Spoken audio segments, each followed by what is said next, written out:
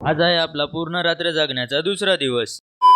संध्याकाळी घरून निघालो होतो। जाता जाता एक कप चहा पिला कारण की भूक थोडीशी लागली होती। कामावर पोहोचून पाहिले तर आपल्या पार्टनरची दुसरीकडे दुसऱ्या सोसायटीमध्ये ड्युटी चालू होती। 12 वाजले होते, त्यासाठी रजिस्टर बाहेर आणून ठेवलं होतं कारण की आता लेट नाईट एंट्री चालू होणार। जरा जास्त थंडी होती त्यामुळे आम्ही जाळ लावला होता दोघांना मिळून। हे माझे पुण्यामधले नवीन मित्र आहेत, ते पण दोन। वॉशरूम मध्ये पाणी येत नव्हतं, त्यासाठी सर्वात पहिले वरी जाऊन टाकी चेक केली। पाणी पडत होतं की नाही चेक करून खाली आल्याच्या नंतर आपला मित्र त्या सोसायटीमध्ये जाऊन क्रिकेट खेळत होता। आता माहिती झालं की 12 वाजता जाळ लावलेला आतापर्यंत विजत कसा नव्हता। जाळ विजायला आला होता आणि टाइम झाला होता सोलर चालू करण्याचा। त्यासाठी लिफ्टचं बटन दाबलं आणि आम्ही दोघ जण गेलो वरी सोलर चालू करायला।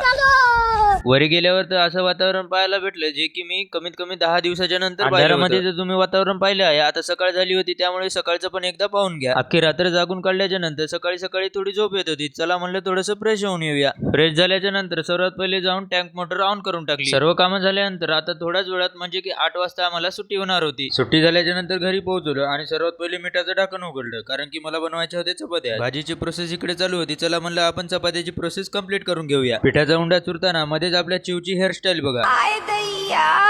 सर्व पिठाचे छोटे छोटे उंडे करून घेतल्याच्या नंतर भाजीची प्रोसेस चालू करायची होती। त्यासाठी बाहेरून बेसन आणायचं होतं। बेसन आणल्याच्या नंतर मी करणार होतो पाटोळ्याची भाजी। तीच भाजी करायला मी सुरुवात केली होती। पूर्ण चपात्या टाकल्यानंतर मी ब्रश करायला बसलो होतो। ब्रश करत करत मला एक प्रश्न पडला होता की आपण एवढे सारे व्हिडिओ टाकतोय, त्याच्या मागे एक पण फॉलोअर्स येत नाहीये। त्यासाठी सर्वांनी फॉलो आणि सबस्क्राईब करून घ्या।